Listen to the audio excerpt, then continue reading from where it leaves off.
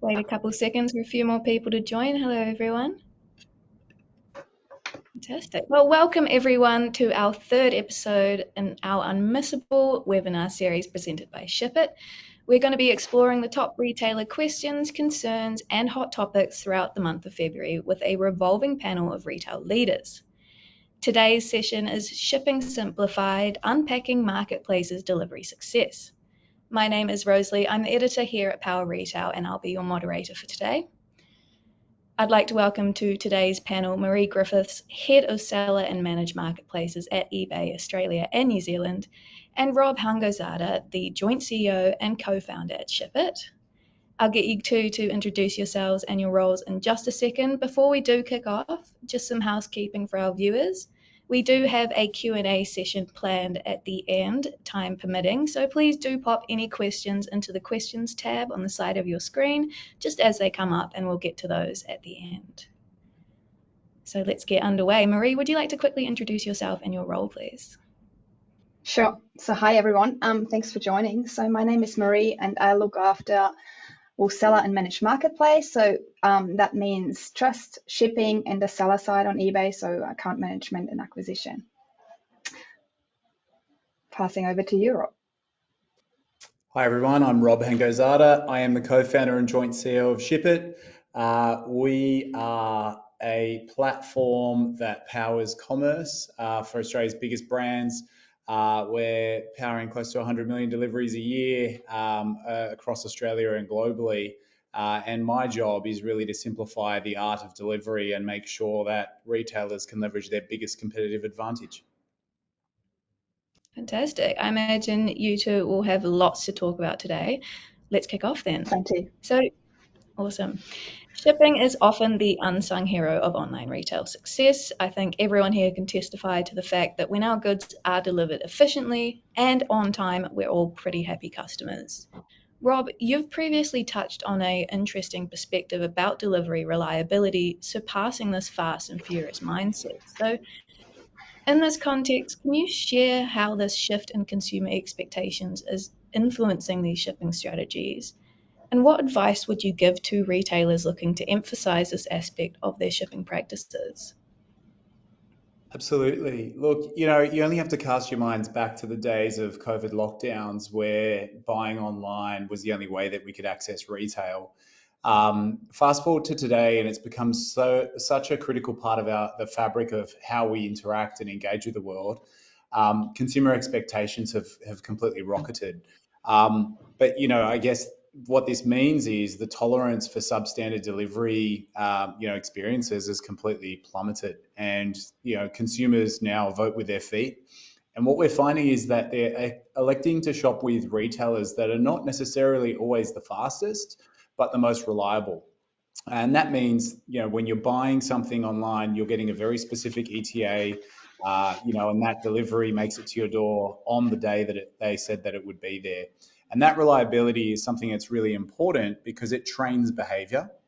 I think, there are only, a handful of kind of pioneers in the experience, and it's not always just in the retail space. I think there's a quote which says, your last best experience is now your benchmark for every future experience. And so that comes from a variety of different areas. Just think about your last Uber trip and how efficient that was, and whether the driver arrived within the 3 minutes they said that they would be there. And, Amazon's also doing the same in sort of training behavior. And the more reliable we see a retailer, the more loyal their customers become. But obviously, quick and convenient delivery is also a really important point.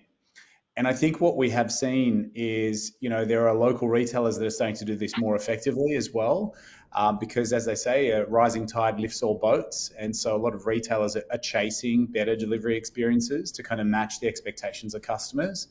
Where we're seeing a gap in opportunity is not necessarily in the carrier networks, but actually in the speed of fulfillment. So rising to the customer expectation, the challenge is on two parties. One is the carriers doing what they said they would do very reliably, and they've gotten a lot better. We've seen delayed deliveries reduce quite substantially over the last couple of years because networks have recovered from the surge in demand from a few years ago. But a lot of Aussie retailers are struggling to keep on top of their fulfillment speeds.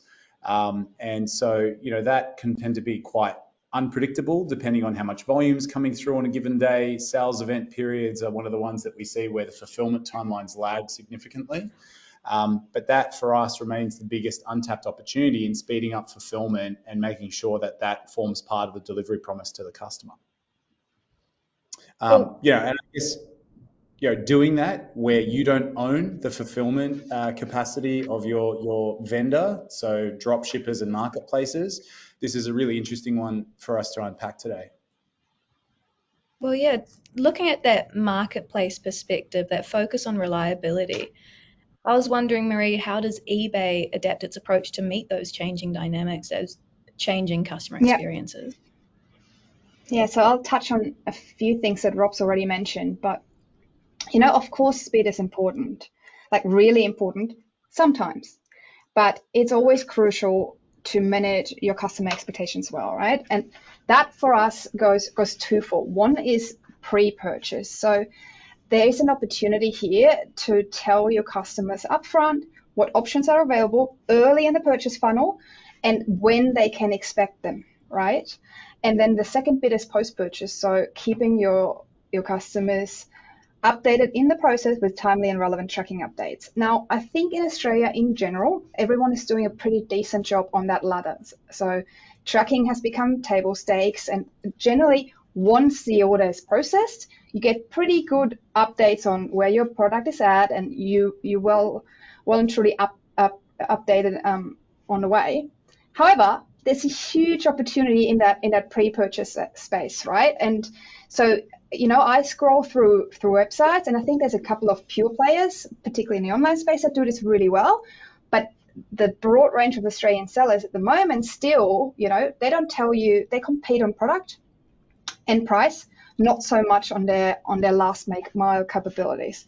So they might tell you by the time you get to checkout that you've got, an express option available, or you might find it in the help pages that they're generally processed within 1 to 3 days. But it's very generic and it's not relevant to your specific postcode, for example. So, it tells you we process in 1 to 3 days, and you can do express that takes 1 to 3 days, or standard it takes 2 to 6, and really you figure it out yourself.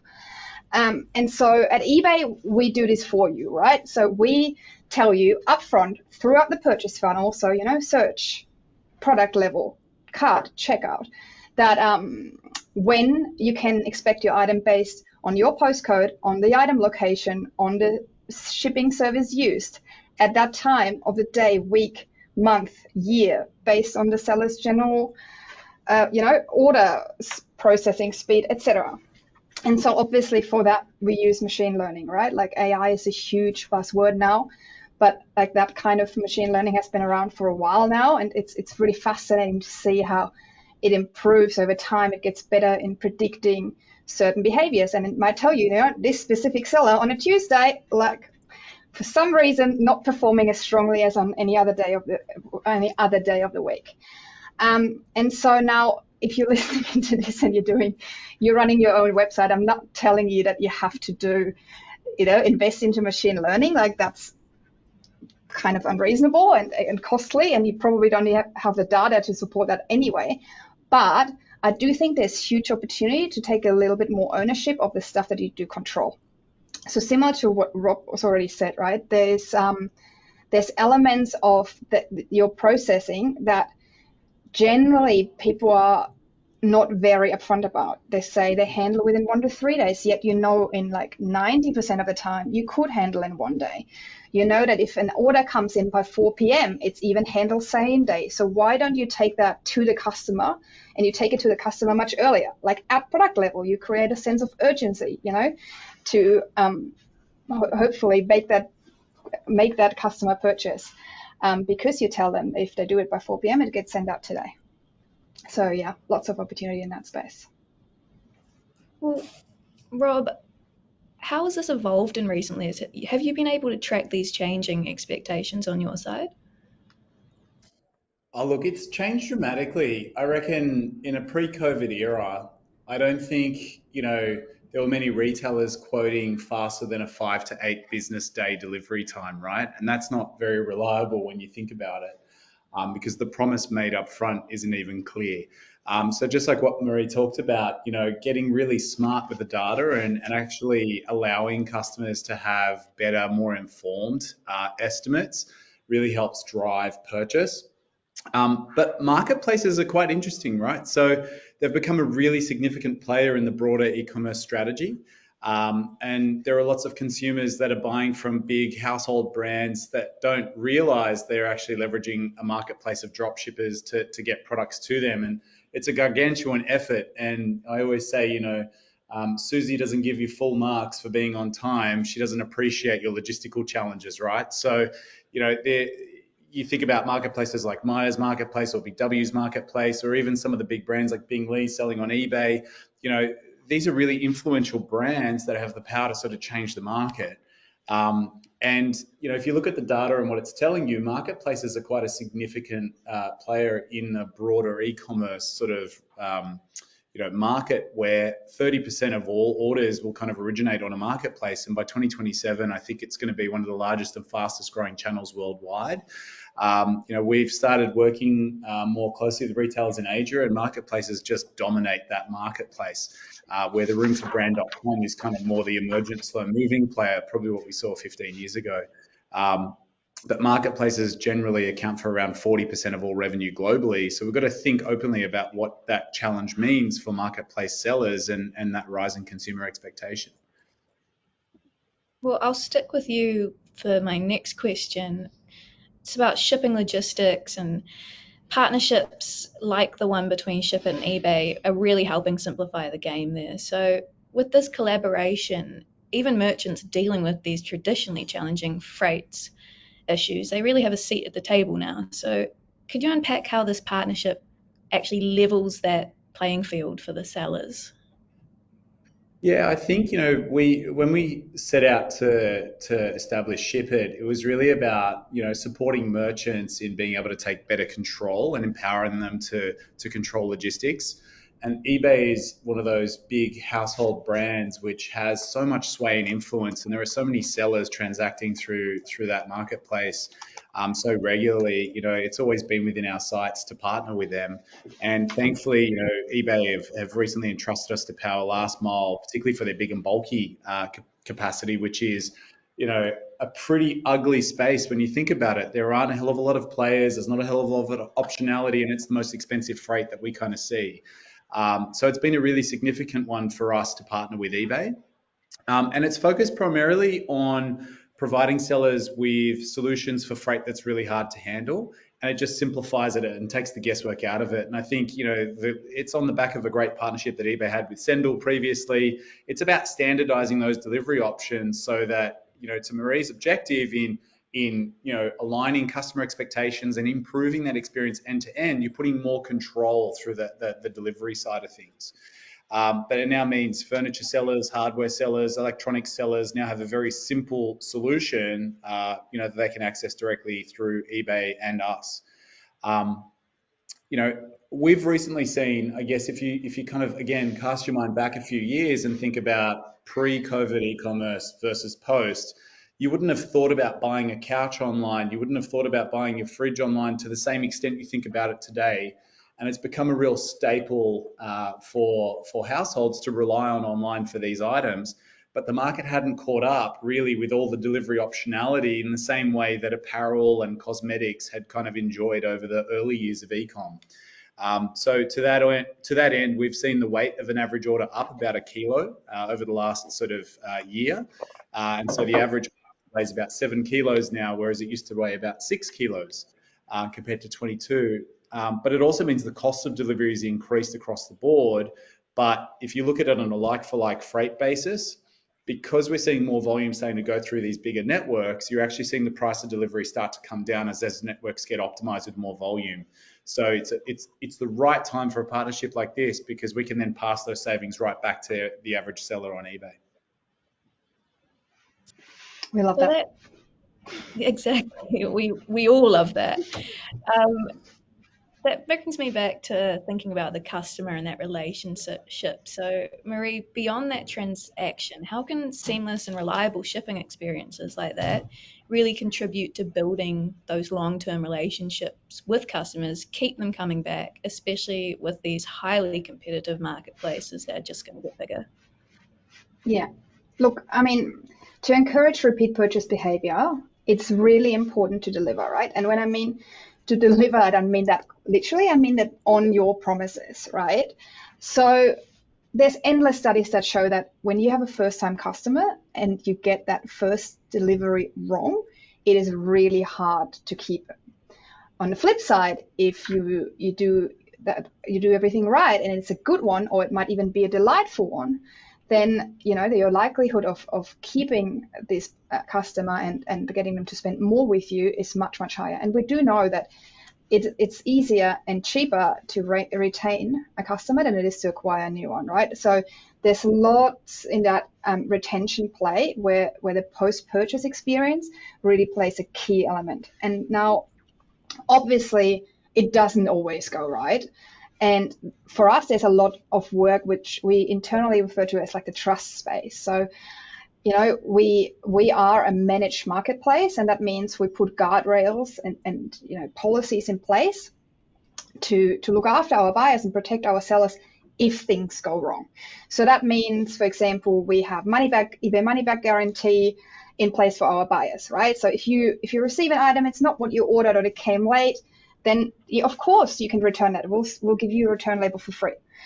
On the flip side, if you're a seller and you've done everything right, you've processed on time, you've added tracking, you've used a carrier that we've integrated with, so we can see the tracking flow through, but for some reason this item gets lost in transit, then again we do step in here and we manage the customer relationship, and we do look after our sellers too. That's part of our value proposition, right? I mean, of course, we generally lead with the traffic we generate for our sellers and the eyeballs we get on their items, but that trust element is equally important for us. Well, before I pass off to our audience for some Q&A, I just wanted to return to something earlier, Rob. You touched on some of those global growth forecasts for marketplaces. I was wondering, on a local and more immediate scale, how do you think they'll factor into retailers' strategies and those thought processes into 2024 and beyond? Look, I think it's a really interesting consideration point. The role of marketplaces is not going to diminish. If anything, it will become more pronounced.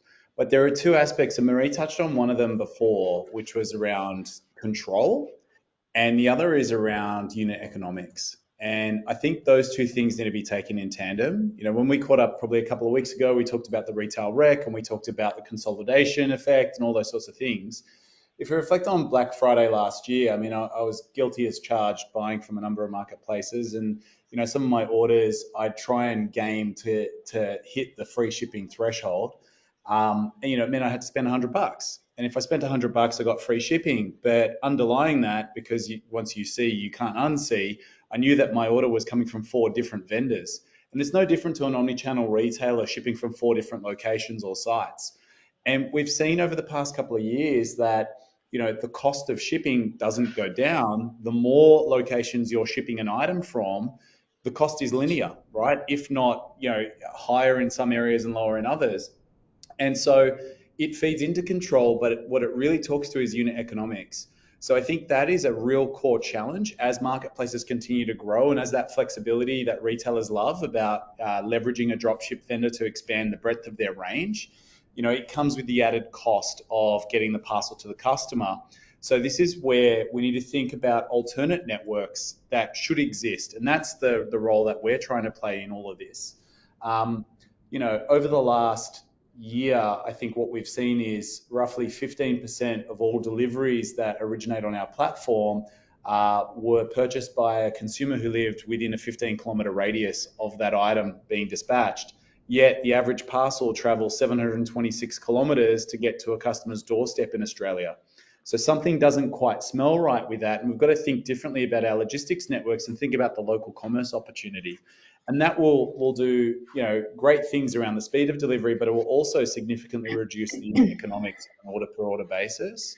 But I think the other piece around control is eBay's doing a great job on standardizing the experience and not having to control all the fulfillment themselves. And I think that's what we're also seeing with brands, where a brand is the one that sets the promise to the customer. You're buying from that brand, you're not buying from the dropship vendor. So it's incumbent upon the brand to ensure they have full visibility of that tracking and full visibility of those fulfillment times and actually make the right promise at the checkout. So in summary, I think with the rise in marketplace-driven purchasing and the flexibility it brings, we've got to think very, very hard about how we implement greater control over the dropship kind of programs that exist, and also the unit economics of the deliveries themselves. Marie, from your perspective, where do you think eBay typically sits within your sellers' broader strategies, not just for the year, but those broader strategies? Are they relying solely on eBay, or is it just one arm of a more holistic e-commerce approach? I would say most of our sellers, not all, but the majority of our sellers are multi-channel sellers, which means they might have one or more physical storefronts. They run their own website, and they even often sell across a variety of marketplaces. So we might even compete with other marketplaces for those sellers' inventory. Now, what has always distinguished us and will continue to distinguish us from other marketplaces out there is that we are a pure marketplace, right? So as to Rob's point, we're here to, facilitate commerce, to create economic opportunity for our sellers, choice for our buyers, standardize that whole experience so it becomes as simple as it possibly can be. But one thing that we will never do is we don't compete with our sellers for that same customer, right? So we don't hold 1P stock, we don't do any of that. We're a platform that facilitates commerce. That's great. Well, that actually brings me to the end of my questions. I'm going to pass off to the audience. Had a few questions come through, but please do pop any more in as they come up. Got one here. This one, you might be a bit biased with this one. It's, should retailers prioritize their own channels or a marketplace? If both, how should they really operate alongside one another? And I think that really feeds into what you were talking about, Marie. So Yeah, sure. Yeah, I definitely have an opinion on that. Look, like most sellers prioritize their own channel mostly because they believe it's the most efficient one, right? So from a revenue perspective. So that's because they look like at the commission they are charged by us, for example, and say, look, like if I'm selling myself, I don't pay any of those fees and I have no costs. But that's not entirely true, right? Like we facilitate payments. You would have to do that on your own. We take over a lot of bringing that customer to the site. Again, generating traffic is extremely expensive. So that's something that you don't have to worry about if you come to a marketplace. We take over a fair bit of the risk side of selling online, right? Again, because we are a managed marketplace that protects you in certain instances, and that has ways to mitigate fraud and other aspects. So I find there's a lot of sellers that don't look at the whole picture here, and sometimes think a marketplace is an expensive way, but then you see other sellers, and actually, when you look at eBay, some of the biggest sellers on eBay actually don't run their own website because they have found that it's more efficient to use a marketplace to generate traffic and sell their products. do you have any thoughts on that one, Rob? Yeah, look, I agree with Marie's sentiment there. I think any avenue you sell is a representation of your brand, and it's very hard to decouple the two and prioritize one over the other. And I think a meaningful sort of growth strategy needs to encompass both. Obviously you got to think about, again, the unit economics of acquiring a customer and retaining that customer, and kind of how much you want to delegate, and the customer service aspect and all those sorts of things. Obviously, through your own brand, you're in a lot greater control. But that being said, a lot of brands are becoming marketplaces themselves where they're not in control. And I think it's hard to unblur those lines. And the only thing that you can really do is really uphold very clear SLAs, very clear standard operating procedures, have mutual accountability and work in partnership. And I think a lot of brands don't necessarily have the same ways of working with carriers as a lot of the more successful brands do. And vice versa with their vendors or with the marketplaces that they work with, and understanding what they're signing up to. A lot of these things take a lot of work. It takes a great deal of partnership, but visibility of the data and understanding how you're performing are two critical aspects to maintaining the right customer experience. Absolutely. Well, I'm getting the nod to wrap things up. So if you do have any more questions, please just send them to Power Retail and I'll put you in contact with Rob and Marie for those ones. Thank you guys so much for coming on. Some fantastic insights. Thank you so much. To our audience, thank you so much for coming along today. Join me next week on February 27th for the final episode in the series, where we'll be delving a bit more into sustainability and Sustainability Unveiled, the power of ESG reporting. So definitely come along to that one. Thank you, guys. Thanks Thanks for having us. Nice to see you, Marie. See you, Rosa. Bye, everyone. Likewise, Rob. Bye. Bye.